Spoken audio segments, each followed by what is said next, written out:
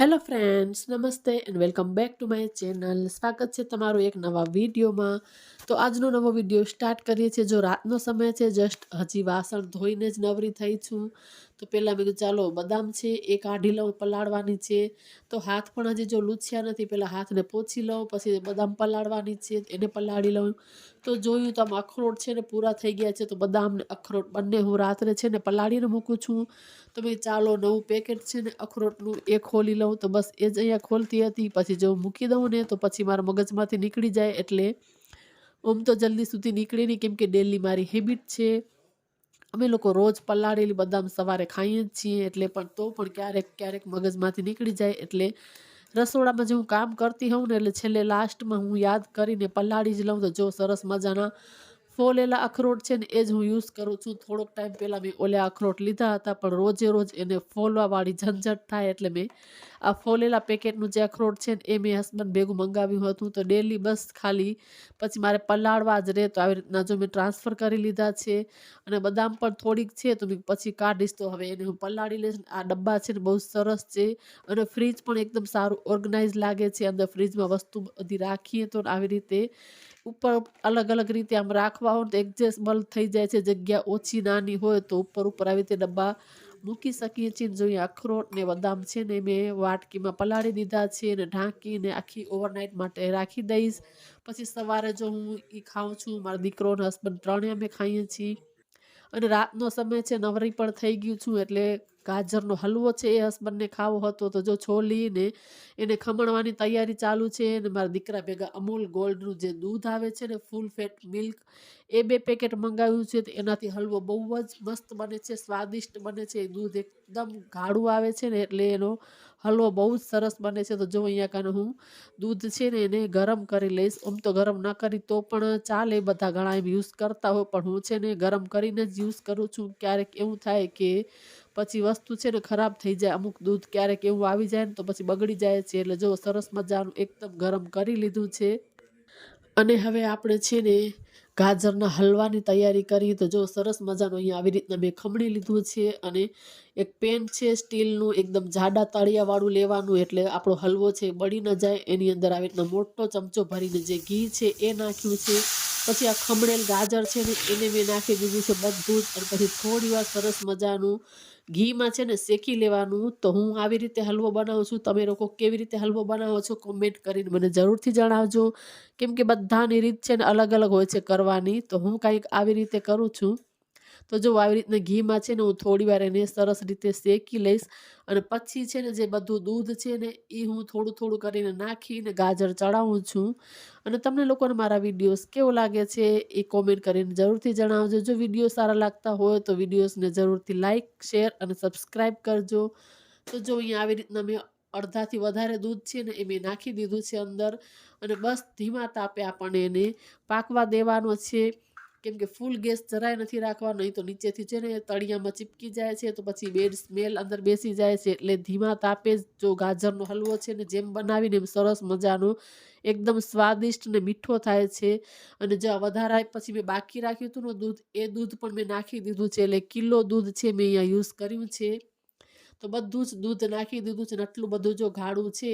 અને હું અહીંયા કને ગેસની પાસે જ હતી, પ્લેટફોર્મ ઉપર બેસી ગઈ હતી. કેમ કે જો ફૂલ મૂકું તો પછી નીચેથી બળી જાય. એટલે મેં કીધું ચાલો. અને જો અહીંયા એકદમ સરસ મજાનું ઉપર જાણે કે ઘી ઘી હોય એવું લાગે છે. તો સરસ રીતે આને ઉકળવા દેવાનું છે. બધું જ જો દૂધ છે ને જે ગાજર છે એકદમ એની અંદર લઈ લે ત્યાં સુધી એને પકાવવાનું છે. એટલે ધીમા તાપે જેટલો આપણે કરશું ને એટલો સરસ મજાનો એકદમ ગાજરનો હલવો છે ને એ થશે.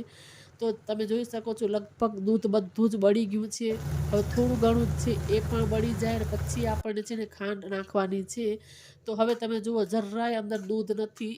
તો હવે આપણે છે ને એની અંદર ખાંડ ને એલચી પાવડર બધું નાખશું. તો સારી રીતે એકદમ બધું જો દૂધ અંદર શોષાઈ જાય ને પછી જ બધું નાખવાનું છે. તો અહીંયા એક વાટકી ખાંડ છે ને એ મેં નાખી છે. સારી રીતે એને એકદમ મિક્સ કરી લેશું. પછી અડધી ચમચીથી થોડીક ઓછી એલચી પાવડર છે એ નાખ્યો છે. અને પછી આ કાજુ, બદામ ને પિસ્તા બધું ડ્રાયફ્રૂટનો જે પાવડર કરીને હું ફ્રીજની અંદર જ ઘરમાં મૂકું છું. જ્યારે પણ કોઈ પણ વસ્તુમાં જો યુઝ કરવું હોય તો ઇઝીલી આપણને મહેનત વગર જ થઈ શકે, એટલે એવી કિચનની નાની નાની જે આપણી હેબિટ હોય ને એ આપણને બહુ જ પછી ઉપયોગી લાગે છે. એટલે જો અત્યારે પાવડર મારી પાસે રેડી હતો તો સીધો મેં ગાજરના હલવામાં આવી રીતના 2.5 થી 3 ચમચી છે ને ડ્રાયફ્રૂટનો પાવડર છે એ મેં નાખ્યો છે. તમે આની અંદર કટકા કરીને પણ નાખી શકો છો, પણ મારો દીકરો એમ નથી ખાતો એટલે હું આવી રીતે નાખું છું. તો સરસ મજાનો જો એકદમ ગાજરનો હલવો છે ને એ બની ગયો છે ને રાતના 11 વાગ્યા છે. અત્યારે ગરમ ગરમ ખાધું નહીં તો ગરમ ગરમ બહુ જ સરસ લાગે છે ખાવામાં. તો હું 10 વાગે ગાજરનો હલવો કરવા માંડી હતી અને વાગ્યા છે 11. તમે જોઈ શકો છો રાતના 11 વાગ્યા છે. તો હજી સુધી મારું રસોડામાં છે ને કામ ચાલે છે. તો મેં ચાલો અત્યારે જ હલવો બનાવી દઉં, તો પછી દિવસના શું છે કે આખી કલાક ઉપર બગડે છે ને આપણે ઘરનું બધું કામ બી હોય છે. એટલે હું રાત્રે જ બનાવી લીધો હતો ને જો સવારની મોર્નિંગ થઈ ગઈ છે. હું દીવા અગરબત્તી છે એ કર્યા છે ને આખા ઘરની અંદર છે ને ધૂપ છે ને એ ફરાવું છું. તો આખા ઘરમાં ફરાવી લીધું ને તમને લોકોને પણ આપી દઉં, તમે પણ લઈ લો, બધાની મનોકામના ભગવાન પૂરી કરે. તો બસ જો દીવા અગરબત્તી કરી લીધા છે, ધૂપ આખા ઘરમાં ને બહાર આંગણામાં બધે જ ફરાવી લીધો છે. એનાથી સરસ ઘરની અંદર પોઝિટિવ એનર્જી છે એ મળે છે. કોઈ બી ખરાબ શક્તિ ઘરની અંદર નથી આવતી. એટલે ડેલી ધૂપ કરવો બહુ જ સારું છે. તો બસ પછી જો અહીંયા કને ગરમ પાણી બધું પી લીધું છે અને અહીંયા કને ડ્રાયફ્રૂટ ખાતા ખાતા જો મારી ઇન્સ્ટાગ્રામમાં અત્યારે મેં રીલ્સ નાખી હતી એ હું બીજા ફોનમાં જોતી હતી. તમે લોકો પણ ફોલો ના કર્યું હોય તો ઇન્સ્ટાગ્રામમાં મને ફોલો કરી લેજો. અંજલિ વ્લોગ 11 આઈડી છે મારી. તો કાલ જો હલવો બનાવ્યો છે ગાજરનો, કાલ રાત્રે બનાવ્યો છે. તો હવે એને હું ટ્રાન્સફર કરી ડબ્બામાં મૂકી દઉં. કાલ મેં એમને જ મૂકી દીધો હતો અને સરસ મજાનો એકદમ ટેસ્ટી હલવો થયો છે. અને હવે છે ને આપણે ડબ્બામાં કરી લઈએ ટ્રાન્સફર. મસ્ત મજાનો એકદમ દાણેદાર જો સરસ મજાનો ગાજરનો હલવો થયો છે, એકદમ ટેસ્ટી બન્યો છે. તો છે ને હવે અત્યારે ડબ્બામાં એને કરી લઈએ ટ્રાન્સફર. એટલે આ છે ને વાસણ બધા હવે ધોઈશ, ચાય નાસ્તાના તો ધોવાઈ જાય. રાત્રે પછી મેં આમાં જ મૂકી દીધો હતો એમને, કેમ કે 11 વાગી ગયા હતા બનાવતા બનાવતા. તો કિલો ગાજરમાંથી જો આટલો જ પછી હલવો થઈ ગયો. કિલો દૂધ નાખ્યું હતું, 1 વાટકી ખાંડ હતું. એટલે મિનિમમ તમે 2.5 કિલો, 2.5 નહીં તો 2 કિલો તો ગણો જ. 2 કિલોમાંથી આટલો હલવો બન્યો છે જો. પણ ટેસ્ટી એકદમ સરસ બન્યો છે, બહુ જ ટેસ્ટ મસ્ત બન્યો છે. એકદમ દાણેદાર બન્યો છે. કિલો દૂધ નાખ્યું, કિલો ગાજર હતા પણ 1 ગાજર ખરાબ હતું, બીજા છોતરા નીકળી જાય. એટલે કિલોમાં થોડુંક ઓછું લખો તો કિલો દૂધ ને 1 વાટકી ખાંડ, એટલે 2 વાટકી 2 કિલો, સોરી 2 વાટકી શું 2 કિલો પકડો ને. 2 કિલોમાંથી આટલો જ હલવો જો બન્યો છે. પણ બહુ જ સરસ બન્યો છે. ઘરનો દેશી શુદ્ધ તાજો ઘરનો ઘી વાળો સરસ મજાનો હલવો છે એ બન્યો છે. ચાલો આ બધા વાસણ છે ને એ કરી લઉં. પાછી આવી ગઈ છું રસોડામાં. વધારે પડતો હોમ મેકરનો સમય છે ને રસોડામાં જાય છે. તો હવે જમવાની તૈયારી છે ને એ કરું છું. તો આજે દૂધીનું શાક બનાવવાનું છે. તો બસ દૂધી છે એને છોલી લઉં, પછી મેં કીધું સમારી લઉં. એટલે ઘરનું કામ તો કમ્પ્લીટ થઈ ગયું, પણ રસોડામાં વધારે પડતો હરેક સમય જો આપણે લેડીઝોનો એમાં વધારે જાય છે. તો જો આ છોતરા છે ને હું દૂધીના એ હું ફેંકતી નથી. એની અંદર છે ને પાણી નાખીને છાલને ડૂબોડીને 4 થી 5 કલાક કે તમે ઓવરનાઇટ રાખી દેવાનું. અને પછી એ પાણી છે ને તમે પ્લાન્ટ્સમાં આપવાનું. તો સરસ મજાનું ફર્ટિલાઇઝરનું કામ કરે છે.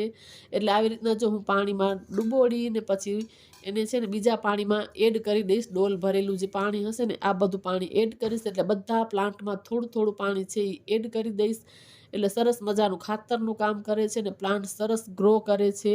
એટલે આપણા ગુજરાતી કિચનમાં જો ઘણી બધી એવી નાની નાની વસ્તુ હોય છે આપણને જો આયુર્વેદિકની રીતે બહુ જ કામ આવે છે.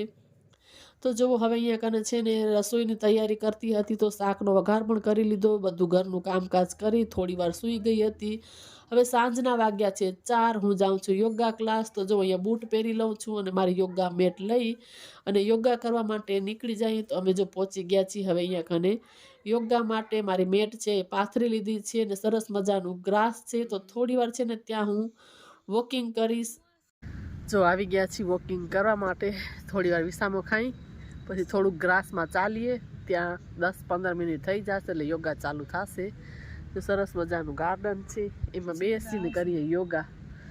થોડી વાર બેસીને 2 જણી વાતું કરશે એટલે થોડોક વિસામો થઈ જાય પછી કરીએ અમે સ્ટાર્ટ અહીંયા કને ચાલવાનું. પછી યોગા સ્ટાર્ટ કલાક 1 આખા કન્ટિન્યુ. તો ચાલો હવે થોડી વાર છે ને ગ્રાસમાં છે ને વોક કરી લઉં, એટલે હેલ્થ માટે બહુ સારું છે, ફાયદાકારક છે ગ્રાસમાં ચાલવું. તો ખુલ્લા પગે થોડી વાર હું ચાલું છું, એટલે અમે વહેલા આવી જઈએ છીએ. પછી અમારે યોગા છે સ્ટાર્ટ થાય છે.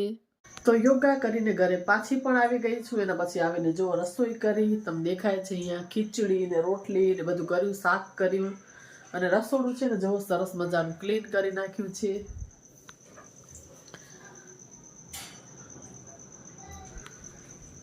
તો બસ હવે થોડી વાર બેસીએ, રસોડાની લાઈટ બંધ કરીએ, અને ચાલો વિડિયાનો એન્ડ પણ નથી કર્યો તો એન્ડ પણ કરી દઈએ. પછી બસ યોગા કરીને આવીને થોડી વાર બેઠી હતી, કેમ કે એટલી બધી વહેલી તો રસોઈ આપણે કરીએ નહીં, એટલે થોડી વાર એડિટિંગનું જે મારું કામ હતું ને એ મેં કર્યું.